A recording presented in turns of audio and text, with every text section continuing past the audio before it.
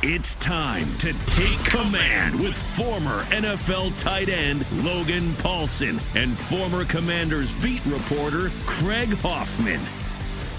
Take Command podcast from Odyssey Sports. I'm Craig Hoffman. He is Logan Paulsen. Logan, happy free agency tampering / Daron Payne signed a contract day.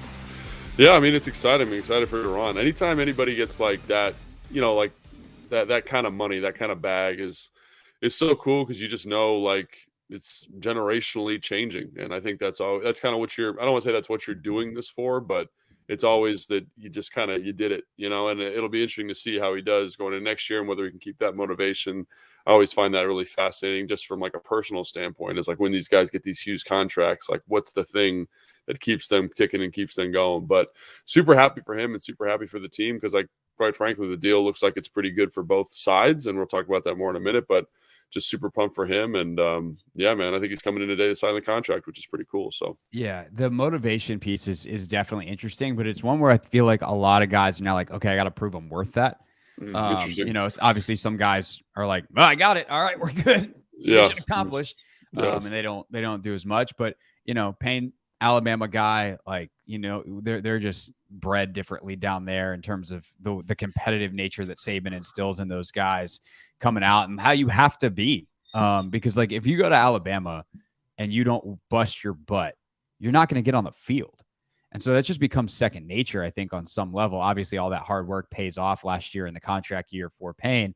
Can he keep that going? And I doubt he ever has 11.5 sacks again. That's just a monster number. But something that I think is really interesting is like his pressure rate was the same exact that it was the year prior. He's been 9.6% pressure rate 2 years in a row. So there's a consistency in terms of performance. Now just, the result was there last year in a different way for whatever reason.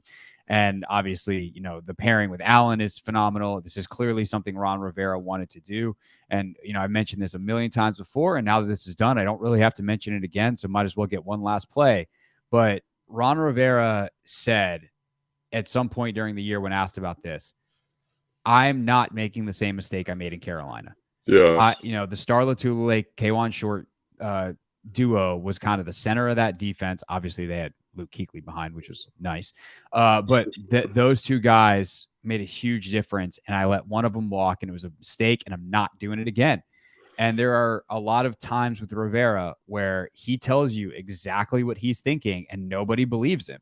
And this is another scenario where, one, the business as usual piece, people didn't believe him. He was not lying. And we can get into that and why some of the money mechanics people freaked out about unnecessarily. But two, this was something he wanted to do. He thinks it makes the football team better. We can get into whether or not he's right, but this is not really that surprising to me because he told us out loud into microphones as many times as someone would ask him that this is something he prioritized. Yeah, that's one of the things. I'm not overly surprised by this. I think there's a lot of people like, oh my gosh, I can't. I'm surprised they got the deal done. I kind of was thinking Payne wanted to be, and he did. He got what he wanted out of it, but yeah, he was very honest about his thoughts on this. And I don't know if I 100% agree with him, but I do think that it's important to acknowledge that the defensive tackle position specifically is becoming more and more valuable because they're not developing those athletes in college the way they used to. So like even in this year's draft, like there's not that many good interior players. I know obviously one of the best players in the draft this year is Jalen Carter, but outside of him, it's like, good luck. You got some guys that are green around the ears. They got to develop a little bit, and it's nice to have that commodity already in the building. So I think you're going to see more and more of this. We talked a little bit off air about how the Giants are going to have to re-sign Dexter Lawrence, Simmons in Tennessee. Those guys are all looking at similar contract structures and probably will get more now that Daron signed his first.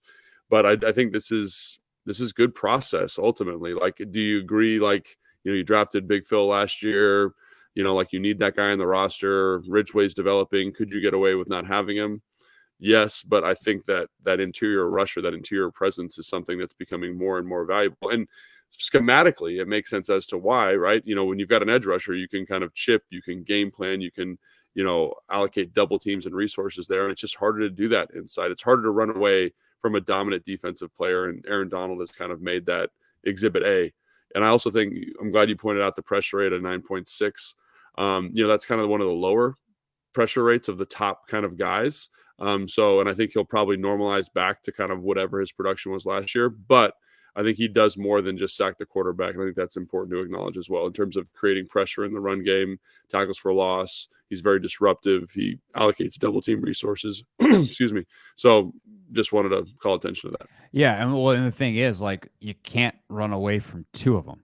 Right. You can run away from Daron, but then you're running into John. You can run away from John, then you're running into Daron. And that's kind of the magic of this. And then if you want to go to the edges, obviously they've got really good players out there, potentially great players as well on the edge. So I think that's definitely a huge part of this. In terms of the process of signing, my big surprise is they got it done now. Yeah. Typically these types of things, when guys are on the tag, like, they don't get done before free agency.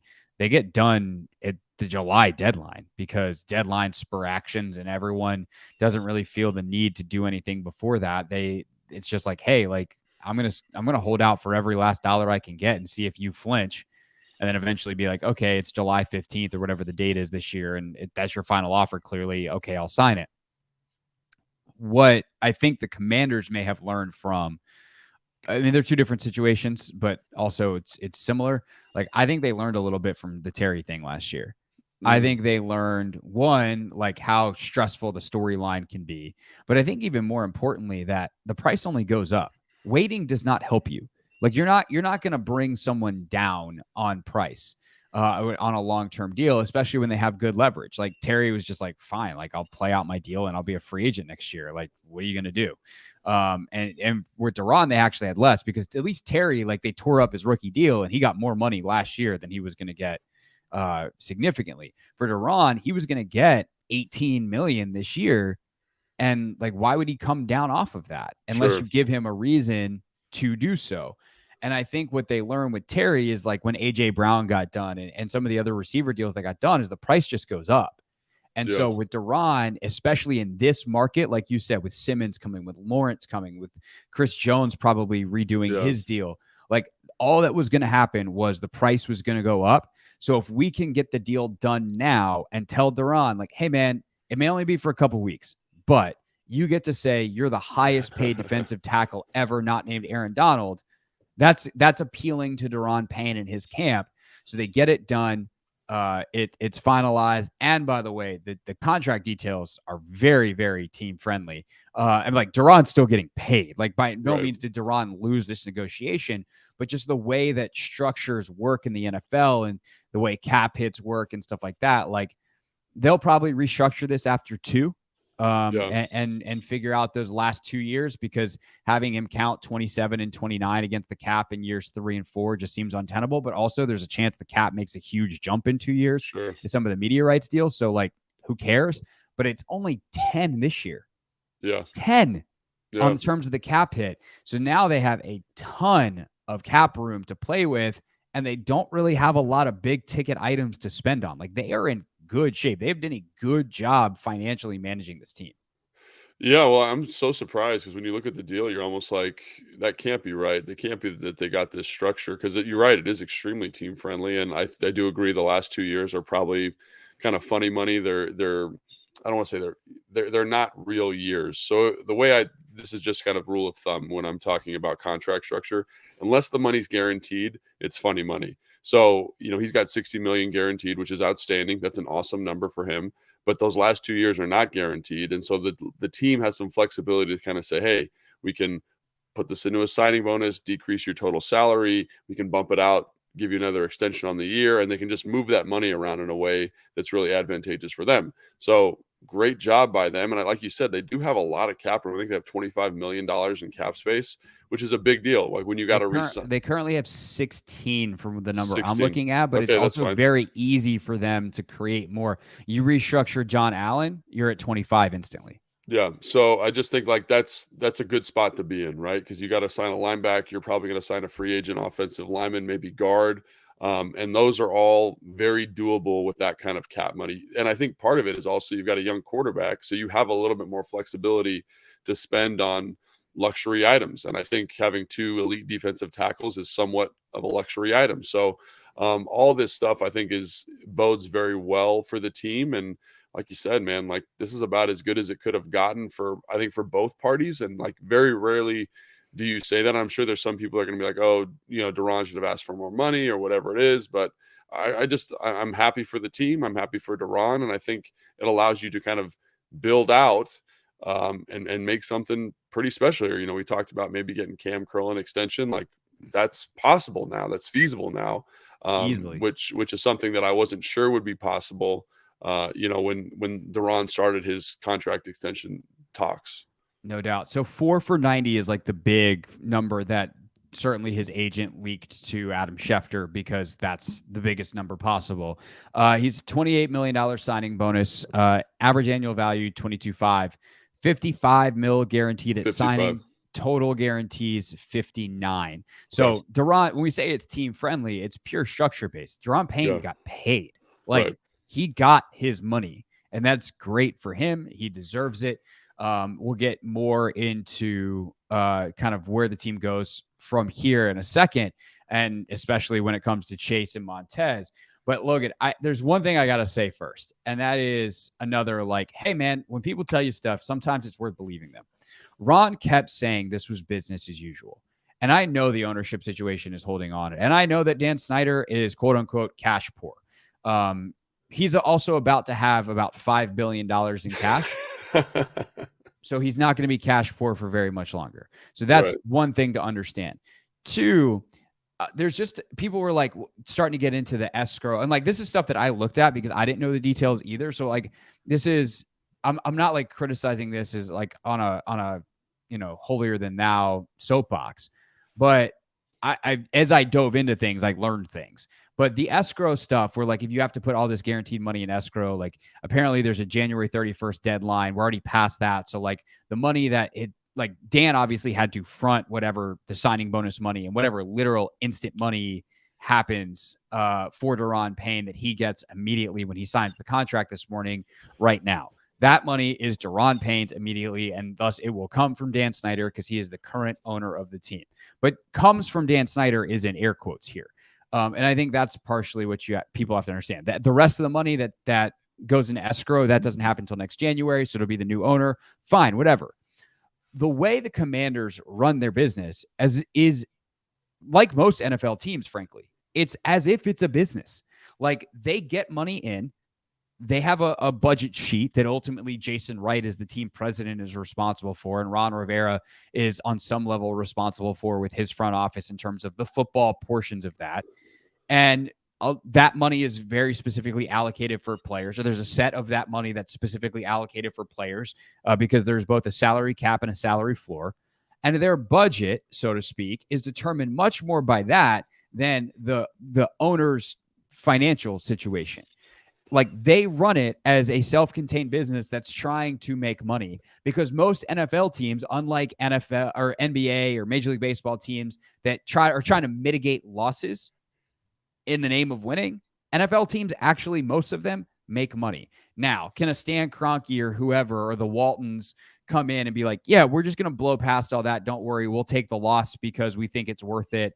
We want to make a big change, whatever. Absolutely. And so I'm not saying ownership and money and ownership money don't matter at all in the NFL, but most teams are operating kind of in a self-contained bubble in terms of finances outside of what the owner is doing.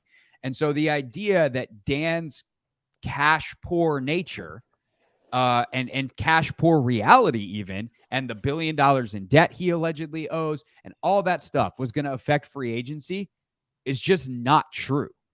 And so I'm kind of like, I'm glad this got done to prove that point. And I think people need to realize that the decisions being made about, say, Lamar Jackson are football decisions, not budget decisions. It's not because they can't afford Lamar Jackson in cash.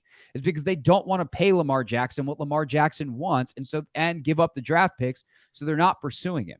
This is a Ron Rivera, Martin Mayhew driven ship on these decisions, not a Dan Snyder's bank account driven decisions on all of these football types of things. Yeah, I have nothing to add on that. I would defer to you on that because you've looked into it. But yeah, I mean, it seems like that's been overblown a little bit. So I would agree 100%. Yeah. And my question to people who don't believe me would be, what move are they making that they're not making in your mind because of cash? And if it's Lamar Jackson thing, then I think I think because everyone keeps asking me like, why not go for Lamar? And I understand like yeah, Lamar would be an outstanding piece here, but Lamar's contract situation or what he's asking for is not tenable for teams. Like that's why people are not interested in him. And like people say, oh well, there's like racial undertones, there's collusion, there's all this stuff going on, and I just look at it from like a pure football standpoint, totally objective. Is if he wants 5 years fully guaranteed with his play style, like it just limits what you can do from a roster construction standpoint, and you're giving up 2 first-round draft picks. So for this team, I just think it's not a tenable solution. Like it's too much, and there's too much risk associated with it. And I think that's something that fans, for whatever reason, don't understand. And I understand, like Lamar's an excellent football player. Lamar's awesome, but he's not. You're not just adding Lamar. Like you're adding Lamar and subtracting Daron and Cam Curl and potentially other guys. And like as much as I want to say that Lamar elevates a team, because I think he does, how much does he elevate it? And the more you see free agent quarterbacks hit new teams, you realize that elevation is not as much as you think, without including outliers like Tom Brady. Like, look at Russell Wilson, look at, any other kind of free agent move. It doesn't usually elevate the team the way that you thought, especially in the immediate future. Right. So I just wanted to point, and you got to build an offense around him in a way that you don't have to do with most other quarterbacks. So there's a lot of factors with Lamar. I hope he gets it done. I also heard that, from multiple sources, that the way he's negotiating is not even really a negotiation, because he doesn't have his own agent. He's kind of his demands are unreasonable because he doesn't have any context for the deal, because he doesn't have an agent who's kind of working these back channels for him. So I think that's another thing that makes it very, very unusual, is that there's no give and take. It's not like, oh, we're going to put out a number and we're going to put some different, like much like Daron's deal. That's a perfect example. This is a very team-friendly deal because of how they were able to structure it. You could do something similar with Lamar's deal if he was open to it. But if he is full stop not willing to negotiate that, then you lose some of your flexibility as a front office to get that done. Right. And like, for instance, Carolina, like RG was on Twitter this weekend being like, oh my God, how could they not go after Lamar? They make all this trades for number 1 pick, whatever. And it's like, Carolina looked at their roster and said, we're not good enough to win a championship. Correct. If we add Lamar Jackson. And if you add, like, you better be a quarterback away. And that's where, like, does it make sense for Atlanta to pursue Lamar Jackson? Yes. But are they realistically a quarterback away? Probably not. Carolina, certainly not a quarterback away. I know some folks down there think that they're a lot closer than maybe folks on the outside do, because their defense is pretty good, but like their skill positions aren't good enough. They're not Lamar Jackson away from a championship if they keep DJ Moore. So why would you do that? And especially that's the same thing here. Like first-round picks. Right. You're not a quarterback away. And if you are, you should pursue Lamar Jackson, because he's a championship level quarterback. He's that good. Yeah. The problem is, because you have to be a quarterback and basically nothing else away, because you're giving up so much resources, it's just a hard situation for teams to get into, because it's not just signing a guy to that much money. It's that plus the 2 first-round picks. But back to Washington, point being, that is a football decision. That is a team-building decision. That is not a financial, like, oh my God, we're a cash-strapped franchise decision. And the same is true. Like, they're not going to pursue Orlando Brown because they can't afford Orlando Brown. They're not pursuing Orlando Brown because it doesn't make sense for them to spend their cap space on a left tackle when they have a decent enough one in-house. So, like, those are the types of decisions that are being made, not cash-based ones. Yes, they could spend decently on a guard, but that's just less expensive. Right tackle, less expensive. Linebacker, less expensive. So there's just not a premium cost-heavy position that they need, which is great. But that's, again, a football thing, not anything else. Well, and also just to kind of put a little bit more football analysis on that. Like, when you are building an offensive line, obviously there's this knee-jerk reaction to go out and get the best free agents possible. But you also got to find people that fit what you do financially. And then, like, the thing at PFF, which I think is a really good insight, is you don't want to be necessarily the best offensive line. You want 5 dudes who are pretty average that elevate each other, right? And so where do you get that? You get that kind of in like the second wave of free agency. And it's interesting when you watch some of these guys that are considered like second tier free agents, like they're starting caliber players.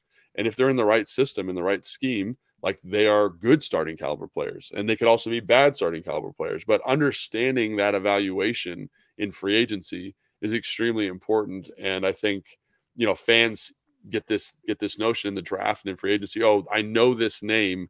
We need to get this guy. Just because you haven't heard of a guy doesn't mean that they're not good at football. It doesn't mean that they're not a good fit for the Commanders. No doubt about it.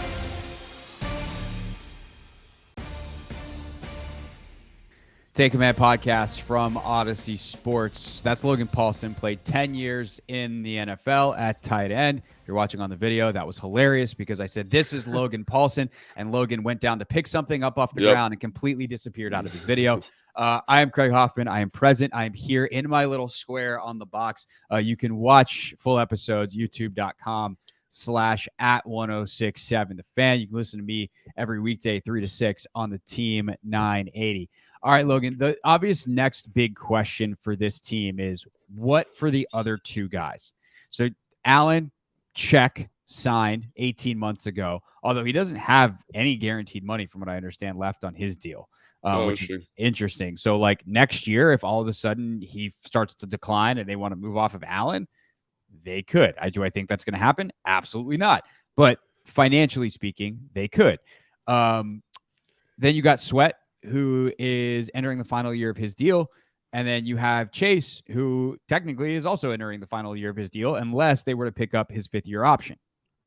So, do I have that right, or has he got one more after this? I think you're right. I think he's a year behind Montez, right? Yeah, because this is year 4. Yeah. Yeah. So with that said, let's start off with what you think they should do. Not a prediction, but like you're all of a sudden in the position that everyone wants you in and somewhere working in the organization. Actually, no, they wanted you as offensive coordinator. How happy are you that Eric Bieniemy got named offensive coordinator? I'm pretty happy about it. You don't have to be told that you should be the offensive coordinator anymore. So now everyone's going to want awesome Logan. Guy, yeah. Now everyone wants Logan in the front office. So you're running it. You're in charge. What are you doing with Sweat? What are you doing with Chase Young?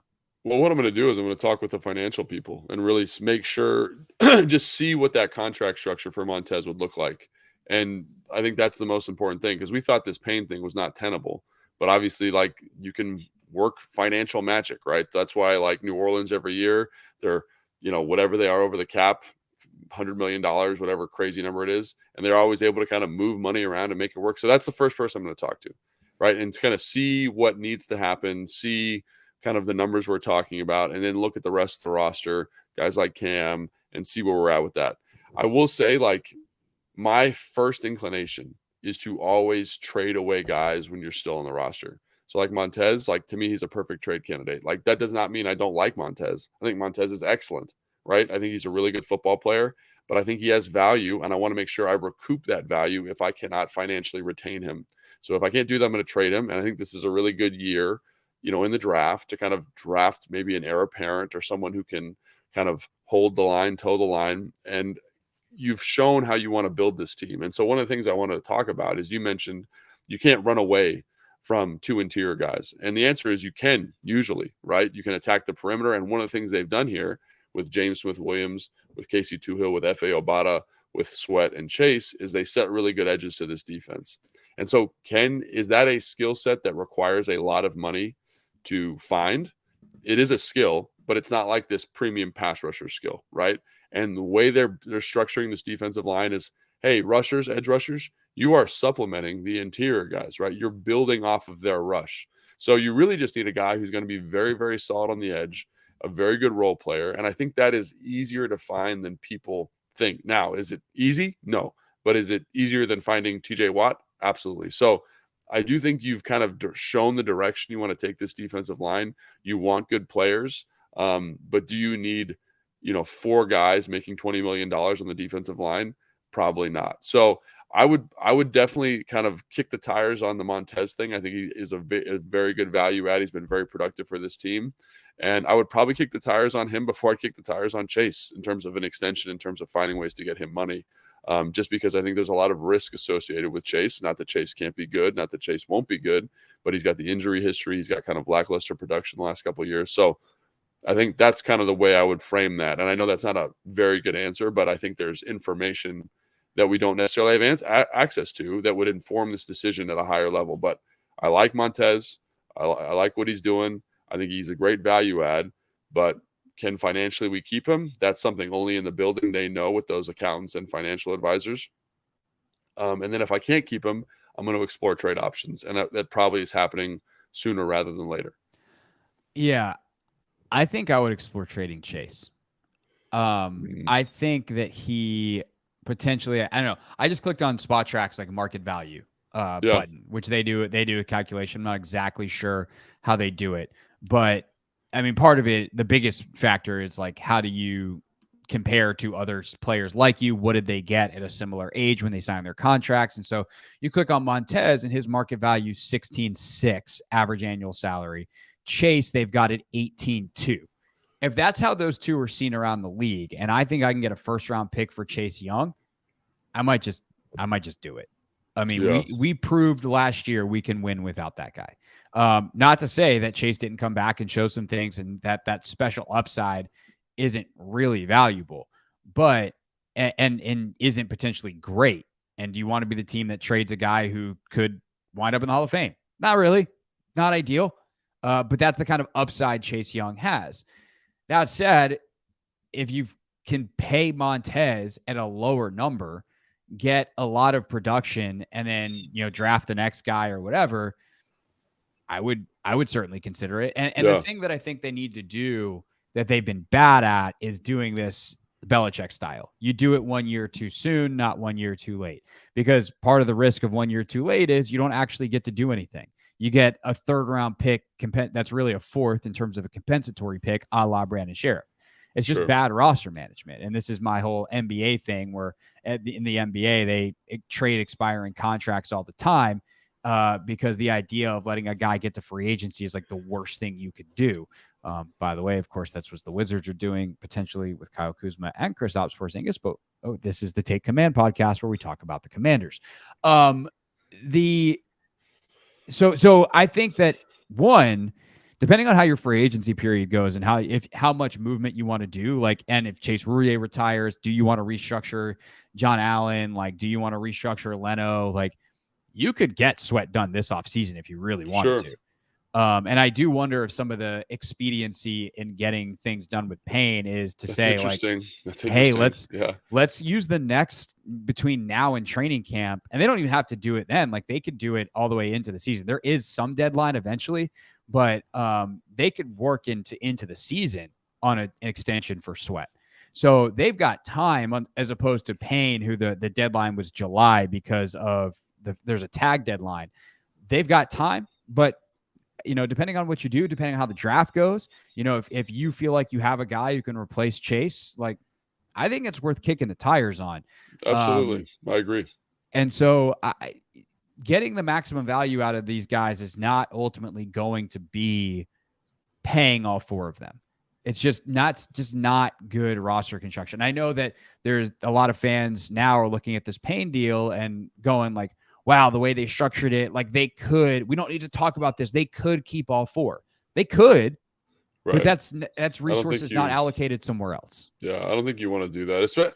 And obviously D-line is a position of premium value in the NFL, but I think about corner, defensive back specifically, this league is going, it's such a pass happy group. And this defense runs when that secondary is clicking, that's when the defense is really at its best, right? Everyone talks about the defensive line, but the secondary, especially when they were on their winning streak, were playing phenomenal football, right? So can you add another piece there?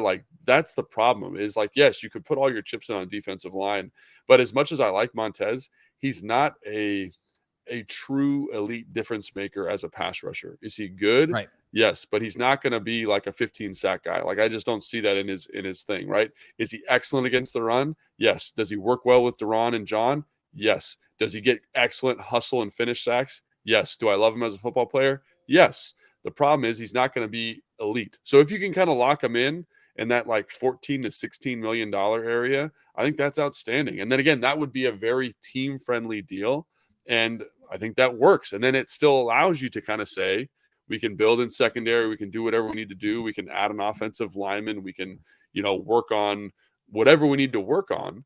But I just think like that's to extend both of them, I think is, I don't know. It just doesn't seem like it makes a whole lot of sense to me, especially given, like, I hate to say this because like I don't like talking about people's money, but especially given Chase's kind of lackluster production over the last couple of years. Like it's just the risk there is not great. Like Daron has been ascending, Sweat has been ascending, and Chase has kind of stayed in the same vein, same river. He hasn't had the chance to ascend right? Because he's been hurt. And again, that's not his fault, but it is something to consider when talking about extending him. Right. The only way I would consider extending Chase is, obviously, I don't think extending Chase is on the table now, right? Where Sweat, it's on the table now to me. Yeah. Chase seems like too big of a risk. And it doesn't seem like he would take some super team-friendly deal. Like if Chase is like, hey, man, I just want to get paid. Like my knee scares me. Give me 16. I'm willing to risk it. And it's kind of like the Steph Curry contract back in the day. The Warriors signed Steph Curry to what is the best contract in NBA history because Steph's ankles were a disaster. He kept hurting them. And they got him on like a $12 million a year deal. It was 4 for 44, I think was actually the number. And they had the MVP of the league on a bizarro friendly contract for 4 years. And if Chase is like, I'm willing to take that risk because like I want the money, I want some guaranteed money, I want to get to my second contract, then I think you have to consider it. Chase Young doesn't seem like that type of guy. Chase Young is going to bet on himself. He's going to come out, he's going to try to ball out this year, and then he's going to try to get one of the richest edge contracts in the history of the league next offseason. And that's if I was advising Chase, that's what I would also tell Chase to do. So that's not a shot at Chase. Like that's absolutely what he should do. The question is there a team that is willing to take on that risk and be like, hey, we'll be the incumbent when that comes around and we'll be able to franchise tag him and have that exclusivity, and we'll give you a first round pick for that in return. And if that's the case, like I think I'd probably take that. Yeah.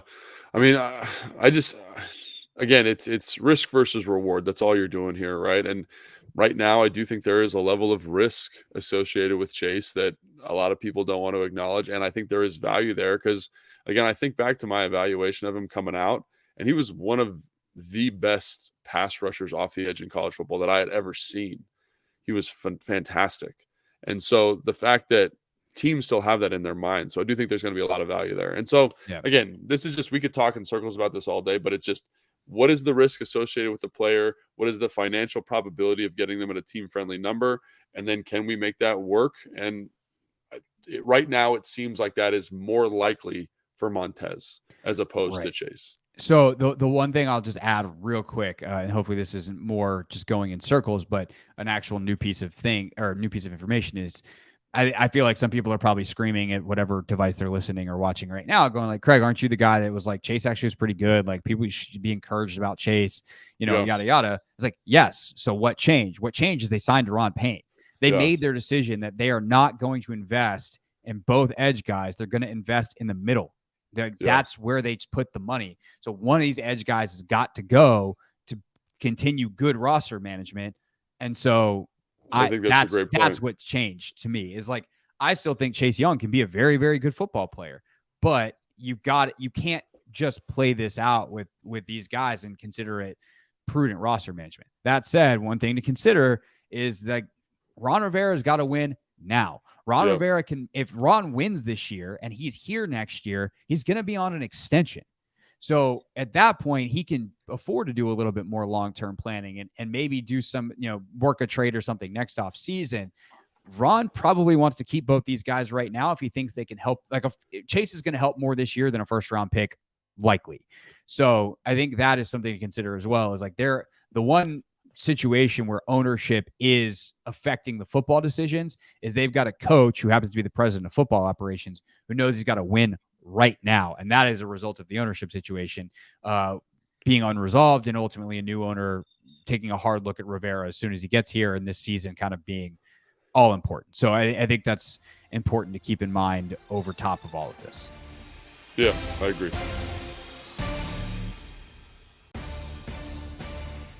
Last couple of things here. I got 4 questions on Twitter. Let's see if we can get through all 4 relatively quickly here to wrap up the podcast. First one, we kind of actually just answered, so we're already 1 for 1. Tim asked, if forced to choose between Sweat and Young, which would you pick now, including time of control? Would you attempt to trade one or both? To summarize our answers, I think we both take Montez, and that's mostly financial. Yeah, it's less risky at the moment. Like, he's been playing better, he's been playing more consistent, and I think you can get him at a better number, quite frankly. And I think that's the motivation there. And yes, we would look to trade the other one, in this case, Chase. All right, K-Max Sports asks, tangentially related to Payne's new contract. I love this question because this will let you talk about Payne as well. But what's your best guess for what Phidarian Mathis's role looks like as he comes back?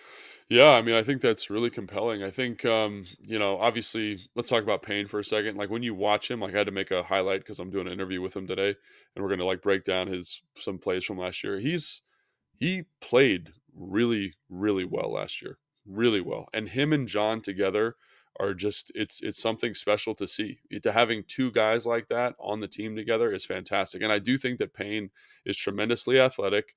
I think that he's a little more twitched up than John, and I think he's got a little bit more upside, which is an exciting kind of scary thing to say. And I remember having a conversation with someone a couple of years ago, and they're like, if you want to extend one of them, it's got to be Payne because of the upside. And you're starting to see shades of that at the moment. Now, with regards to Big Phil, I think you see, let's take John Ridgeway first. John Ridgeway, in his role as the true nose last year, was tremendously valuable for this team. Maybe the most valuable offseason acquisition or in-season acquisition for this team, because it bumped John and Payne to 3 technique, as opposed to having Payne play nose. Because I don't care who you are, it's very, very hard, unless you're Dexter Lawrence, to be productive playing true nose. And Dexter Lawrence is a unicorn in that way. Even Vita Vea has started to slow down in terms of his production playing true nose. It's just a tough position to play. And when you talk to guys like Kedrick Golston, who played true nose, like, he'll walk you through the combinations, and the combinations there are so multiple that you need someone who's very, very skilled. So that's where that kind of addition comes in. I think Big Phil has more athletic upside playing true nose than John, but I also think having all 4 of those guys kind of on deck is going to be very valuable, because I do think Phil does have some upside as a pass rusher that, like, John does not have. So I think, it'll be interesting to see him come out. And just for clarity, you mean John Ridgeway when you say that, yes, not John Allen. Correct. Just so folks are not confused. Freaking out, right? And so I think that kind of ecosystem will be really compelling if everyone can get healthy and if everyone can develop the way they hope that they can develop. But I think having that young guy to play nose, to be that rotational piece that has a little bit more pass rush juice than Ridgeway is valuable, right? Because, like, if you look around at defensive lines in the NFL, it's not 2 guys and then bust. It's 4 guys on the interior. It's 4 guys on the edge. It's like a hockey rotation of guys. So the better the quality of depth you have there, the better, more productive your defensive line is. Like, I always harken back. Philadelphia is the prime example. They have 8 guys who are kind of, I don't want to say average because they're all pretty good, but they're all pretty good. And because all of them work together, they have elite production. They're the number 1 defensive line in the NFL, with guys like Brandon Graham, who's in year 14, and Fletcher Cox, who's in year 12. You know what I'm saying? It just elevates. By the way, what a coup for them that Graham resigned. Yeah. Jesus. Crazy. So there's that, right? And I think when you look at Seattle, when they were winning Super Bowls, having good depth along the defensive line is invaluable. And now you've got Big Phil locked in on a rookie deal for a couple of years. Ridgeway, I know he's coming off the pec, but he should be fine for next year for a couple of years. And you've got decent depth players in James and Casey. Now, I do think you still need that F.A. Obata kind of inside-outside pass rush juice guy. But when you look at that from a 1,000-foot view, you say that's a very solid group. Now, just take Big Phil out of there, right? Let's say if Big Phil wasn't there, you'd be like, man, we need another interior defensive player. So having that there, hopefully everyone gets healthy. On paper, I'm really excited about that. But obviously, two of those interior guys are coming off injury. So that's something also important to keep in mind. Yeah, no doubt. All right. 12th man. Any new observations on other re-signings and the free agent priorities / timing? Not expecting too much Washington activity on free agents, but I do hope they target and get their veteran quarterback as soon as possible. Draft is deep in a lot of needed positions, corner, O-line, tight end, running back, but not quite as deep at linebacker. So kind of the what's next question basically is what we're after here. Yeah, I mean, as much as people don't want to say that they're going to make a move in free agency along offensive line or cornerback, I would expect them to kind of start having some conversations with those guys.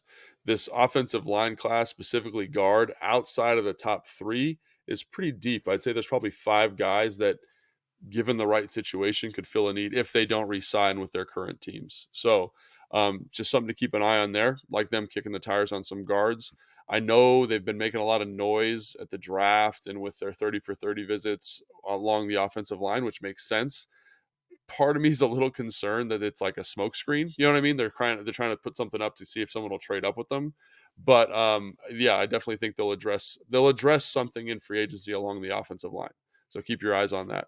And then whatever they don't address, whether it's guard or tackle, keep an eye on them to address that in the draft and along with center, because I think there are some very, very talented centers in the draft this year. So that's kind of my thought on that. And then obviously they'll definitely take a look at free agent cornerbacks, which I haven't looked at yet, but I don't think it's, from what I've heard, is not a very deep group.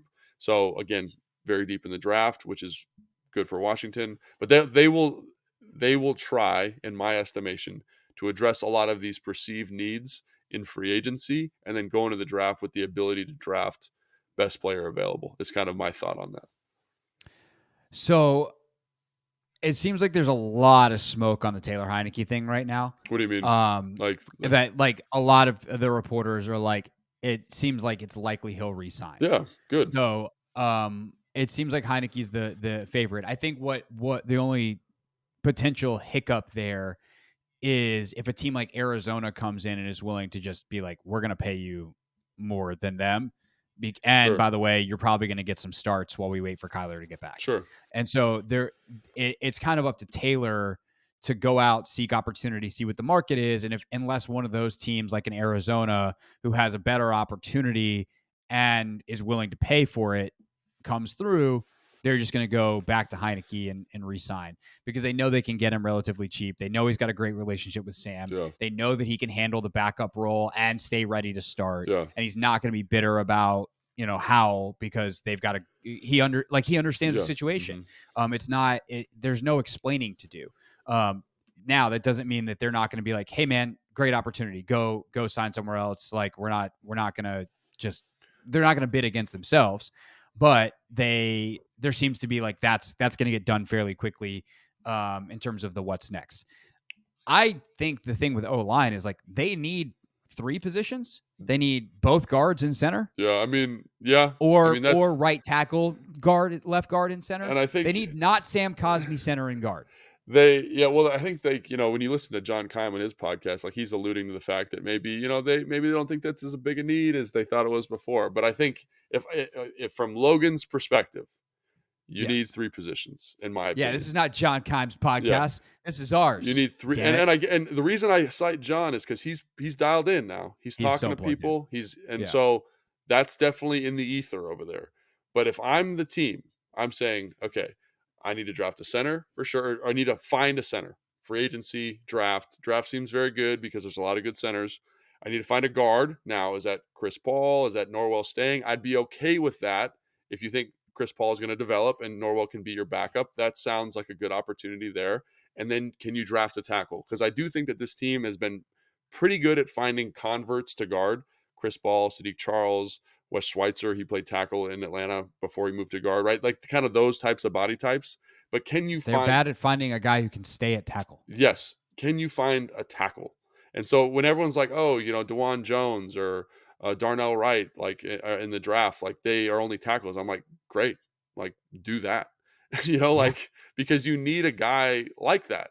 Now, even Sam Cosmi, like we always thought he'd be better, or I always thought he'd be better at guard, and guys I talked to in the league always thought he'd be better at guard. And so you've done a good job of finding people with position flex, but you haven't done a good job of finding tackles, guys that are just good tackles. So can you do that in this draft, or can you do this in the free agency period? That's my challenge. Center, we talked about the Chris Paul thing on the other side there. I think that while I don't love that, I'm okay with that. So maybe it's 2 positions. Maybe it's re-signing Norwell to kind of a vet minimum deal, elevating Chris Paul to the starter, finding a center, and then finding a tackle. That's kind of what I would think is going on in this free agent period, to draft period. One thing that I thought was interesting, Sam Fortier was on Kimes Pod. Now we're just plugging Kimes Yeah, Pod. well, Good, we welcome, should plug John. it. Yeah, it's good stuff over It's there. it's good. It's good. It's fantastic. I don't know why I said that like I was Yeah, don't reluctant. be It's upset. fantastic. I listen We all love all the time. John. We do. We're giving him a lot of free pup. But Sam Fortier mentioned something on John's pod that I thought was really smart as well, which is Bieniemy's kind of had a type at each position. Yeah. And so when it comes to offensive line, like those bigger tackles is kind of where he's been. They've always been like 6'5", Yeah. and the guards are always like 6'2" to 6'3". Yeah. And the center is a very specific body type. So making sure that they have the guys that they want to run Bieniemy's system is going to be interesting. Like Chris Paul's a mountain of a man. Does he fit what Bieniemy wants? Does Cosme fit better at guard or tackle based off what Bieniemy wants? And so those are the things that they're obviously have been working through the past couple of weeks since EB got in place, like looking over their own roster to make decisions. But ultimately, like whether it's in-house or out of house, and whether that's draft or free agency, like they've got to fill 3 positions. The idea that they could do something in free agency and then also the draft is certainly on the table. Right. And then the other big position is linebacker. I think that's what will happen. Yeah. I've always thought that that's how it's going to go. Like there's no reason that you have to do all of one or all of the other. In fact, it makes sense to use some of your resources in either scenario, or down either path. Then the other thing is linebacker. And this is where the Payne deal is huge. Like you might now be able to spend a little bit more on linebacker than you thought. Yeah. So if you want to go after not necessarily a top, like you're not getting Tremaine Edmonds, but if you want to get a top of the second tier type of guy and be a little bit more aggressive, maybe even a slight overpay, like $1 million a year overpay to make sure that you get your guy, that's now on the table because Payne's number where you thought it might be 18 because he's playing on the tag, it's 10. Yeah. Like that's huge. And then obviously the other big thing that we talked about earlier is like, can you extend, like Jeremy Reeves should get done. I would be surprised if it's not done by the end of the week. Sure. Cam Curl, same thing. Can you, not necessarily by the end of the week, but like you can get him done now in terms of an extension. So there's just a lot of stuff. And if they really want to get crazy, like we said, they could extend Sweat if they all of a sudden find themselves with the cap space. So there's a lot of stuff they can do. I think they'll probably, like the Sweat thing seems like they're not, that they wouldn't. They would just wait till next year and keep some of the flexibility. But they now have the room to do all of that stuff and make some moves, and they're not really constrained. So, and like you said, they also have the potential to fill a lot of this stuff in the draft, where the draft is kind of deep at the right positions. Right positions for them. And the other thing I wanted to bring up was like Cole Holcomb, right? Did he? Yeah. I heard that they're a little bit off in terms of number, but maybe this gives you some flexibility with that, right? You say, oh, we can give him an extra $200,000 to get what we need to get done here, and we feel good about it. So something to, and again, like because this $10 million number all of a sudden gives you a lot of flexibility to do stuff that seemed restrictive before. So I think that's kind of what we want to point out. Are they going to re-sign Cole? I have no idea. But does this make it easier to do that? Yes. Does it make it easier to sign Jeremy? Yes. All of those things are true. It's just about, can they get it done in a timely fashion at numbers that work for them and work for the team? So if they don't re-sign those guys, it's because they were too far off and they couldn't get it done. But they will sign somebody at those spots, I guess is my point. All right. Dean just put one in too that I'll touch on briefly. But Nick says, can we finally admit that John Allen and Daron Payne fighting on the sideline was a product of the situation and not the project itself? These guys wouldn't want to be here if they didn't believe in Ron. I'm not sure those two statements necessarily connect. Yeah.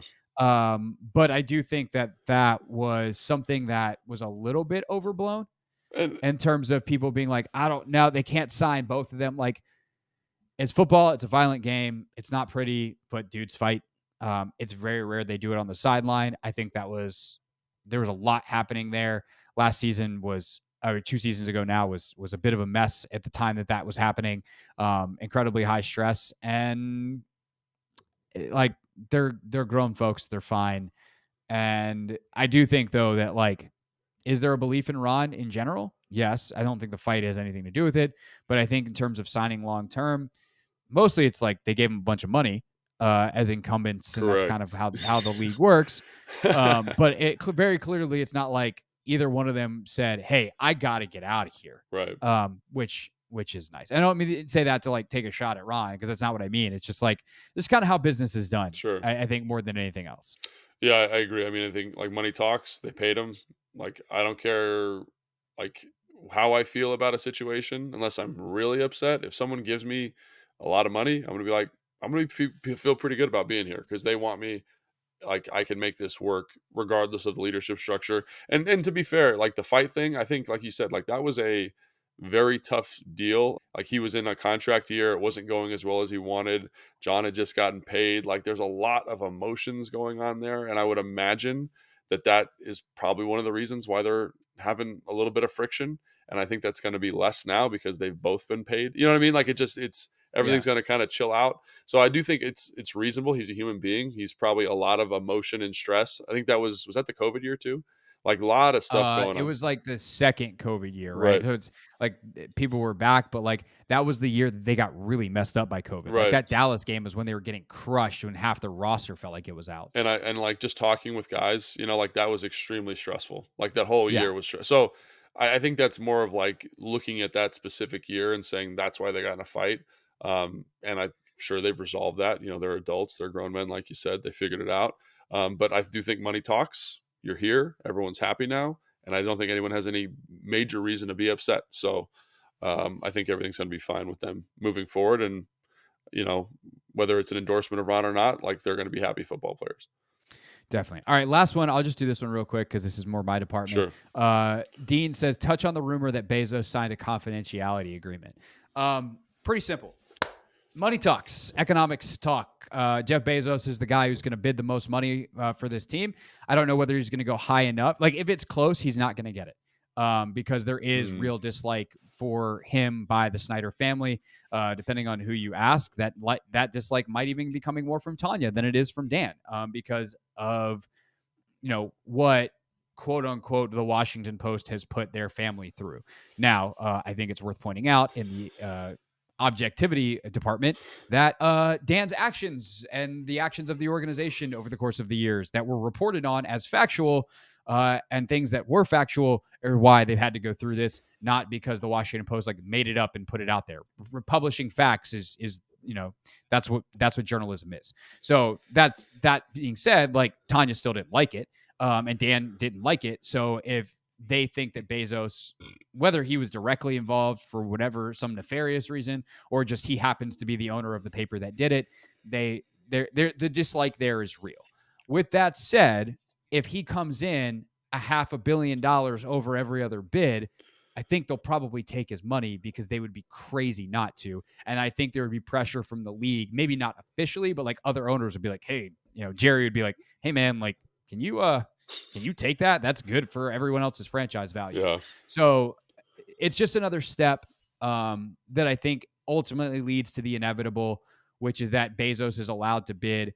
I don't know whether he'll go there and like, will he bid against himself, so to speak, and go as high enough to beat out Josh Harris and Mitchell Rales or Tillman Fertitta or whoever else is the two bidders we don't know about. I don't know. But the idea that he was going to be barred forever from this process to me just never seemed to make sense, because why would you bar the richest guy from bidding on something where you're trying to get money for? So anything you want to add to that?